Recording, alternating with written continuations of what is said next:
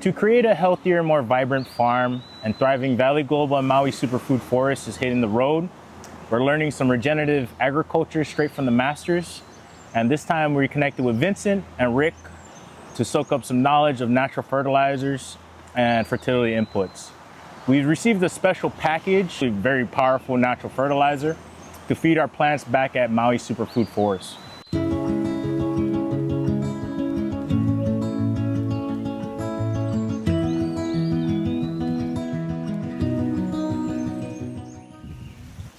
Trials are great like that, you know.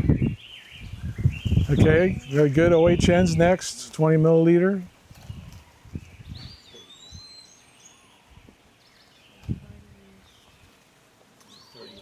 Now with the OHN, you could do one shot in there and then one shot in there. Okay, FAA, fish amino acid, next one.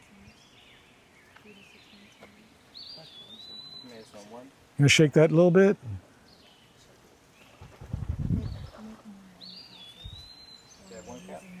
Yes, 20 milliliter. And you can rinse the lid in it. Yeah, there you go.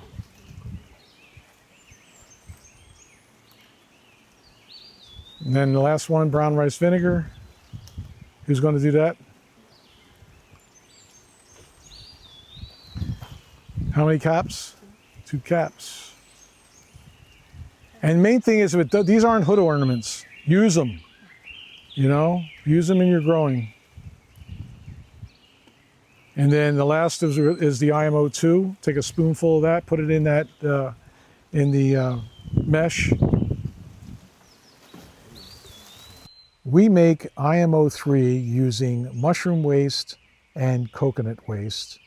And the process is taking equal amounts of mushroom waste and coconut waste.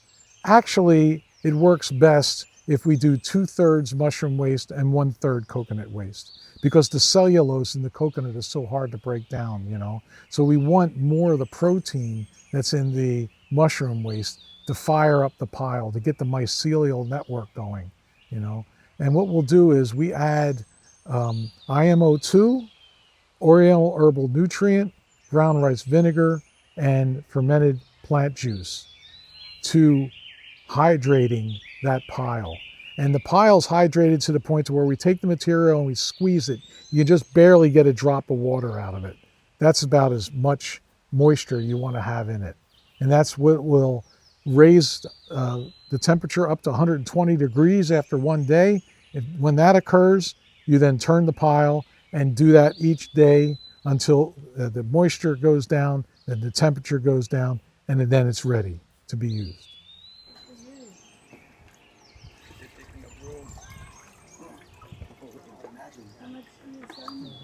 You got full? Okay, so bring that bucket over here. The fermentation process for IMO3, basically over 5 to 6 days, when the temperature drops and the moisture drops, that gets it into a pretty stable product that you can apply around the plants. It just needs to be, it's best applied at dusk. So this way the mycelium can grow down into the soil before the UVs hit it. But what we like to do is, if we're applying it to the soil or around plants like that, we like to put a mulch cover around it so the UVs won't eat it up. But my favorite is to take the IMO3 and make it into IMO4 or IMO5. And how you do that basically is you take IMO3 and you add equal amounts of soil.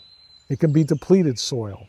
And again, you put OHN, brown rice vinegar, and fermented plant juice. You don't have to add IMO2 to that one, but you hydrate it with those elementals into the IMO3 with the soil, and then that will go through the same process of heating up and cooling down to releasing all its moisture, and the temperature drops over 5 to 6 days.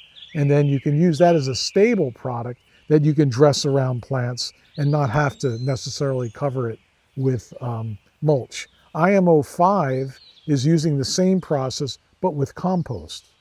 You take the IMO3, and you add equal amounts of compost and go throughout that same process of heating it up and dropping it down and turning it and heating it up again until the heat dissipates and the temperature goes down and the moisture level goes down. So IMO 3, 4, and 5 is really a wonderful process. It just needs to have a turning, each day.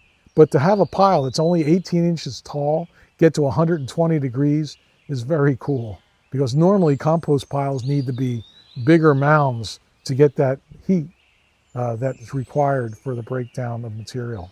And I feel it's a lot more stable to use IMO 4 and 5 than it is just regular compost. IMO 5 is a mixture of IMO 3 and compost. And the reason why I feel it's more stable than compost is because you're taking that mycelial network that is in IMO 3 and you're marrying it to the compost, with OHN, fermented plant juice, and brown rice vinegar. And that basically gives you a real stable product to use to dress around plants. And you can keep it, like I keep it in Rubbermaid trash cans with the lid ajar. I don't seal it, but I keep it in there I have IMO 4 and 5 that are a few years old right now, and they're still viable. Okay, without stepping on the plants, of course. Give everybody a drink. Yeah, I'm really happy to see what the solar lights do to them. It's a nice radish forming in there, yeah? Nice daikon radish. That chard is just off the hook, man. It's going to get even bigger. Yeah.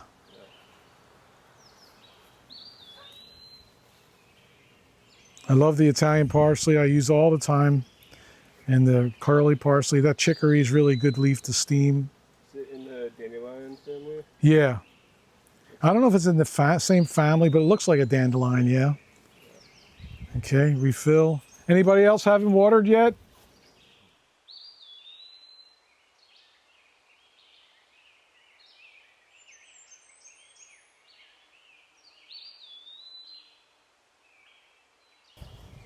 So, doing it this way with drenching is really good, but then also with an airless sprayer. And boy, they're great. The atomization is perfect. Spray up in the leaves, Yeah, airless paint sprayer. Yeah. Yeah, you could. I would do the soil. Yeah, because we didn't put any sticker plant in there. These castings.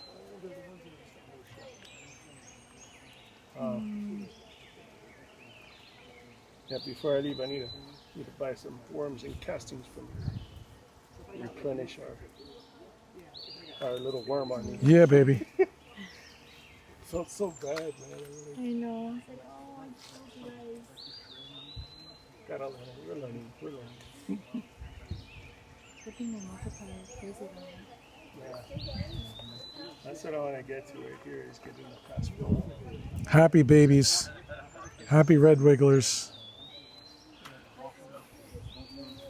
We got a little growth like 80 by 100 foot. So right now we got the mustard on there. Look at that.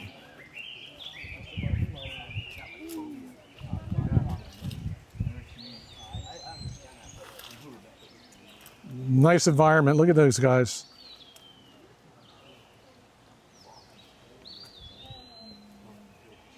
Oh yeah. Take some of them home. Fat. Yeah, baby. Just make sure you don't cook them.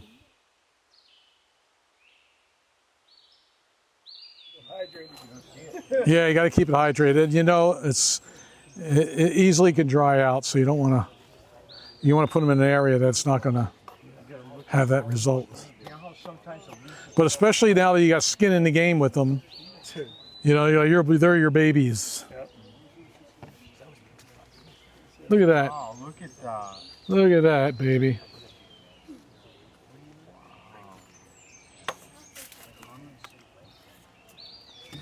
How much castings are you getting out of this one unit like this? When it's active, when it's really active on the top like this, I get probably like 5 gallons of castings a week, or every other week. Yeah. And you know, for like our application, putting it down on the grow fields, shoot, how much castings do we really need? I would make IMO. Could you move that shovel, please? I would make IMO 3 and 4 Yeah, and do that in your grow fields. yeah. You know, just get a system going of making your IMO 3 and 4. Yeah. You know, And then what becomes of the castings? well, you feed your plants. You dress your plants with it. Yeah. Yeah, Okay. yeah. Okay. That's a part of your ammunition. Soil. Part of your ammunition, huh? Yeah. Yeah. Okay. LAB, FPJ, and FAA. Just one check for them out. All that you see here is this. Yeah, well, you know, all that you see here is through the support of the Vincent administration, through the Environmental Protection Division. And Cecile Andrews is the head of that division, and totally stoked of the work that we're doing and supports this. And thanks to Maui County for, you know, valuing this, because basically we all want to grow our own food, right? Right. Hawaii, nay, gotta grow our own food.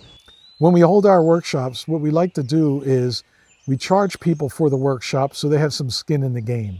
But then we have it set up to where we get support from the county to be able to send them home with a pack of nutrient amendments that we use here on the farm, and also perforated cardboard weed mat, so they can then apply this to wherever they're growing in their gardens.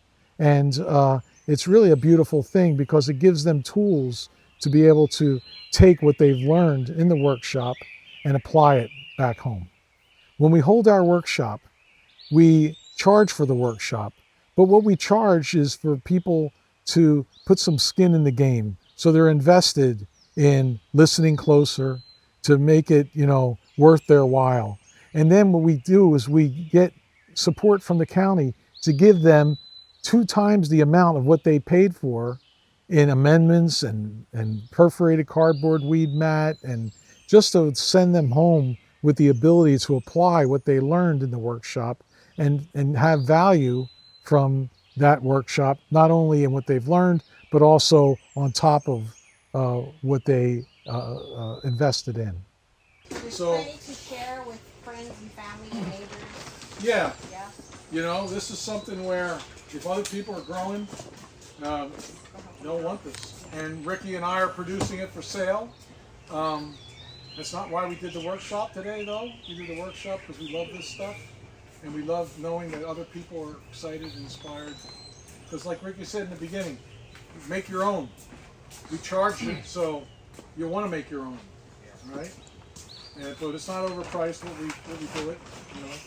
You know, it's worth the price of admission. Use it once a week, and you'll know, wow, it's working. 7 total. And if you want to wrap your fish in one of these. Cool. I'm super excited. Oh, I know. This is so fun. So we should have 7 of these. One of each. One of each, yep. And if you want to wrap your fish or your... Is it this one here?